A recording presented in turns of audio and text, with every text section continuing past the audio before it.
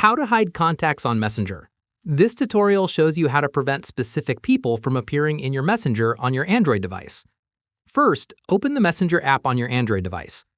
After that, tap on the menu icon at the bottom right corner of the screen. From there, tap on Settings at the top of the menu to open your Messenger settings. At this point, tap on Privacy to open your privacy settings.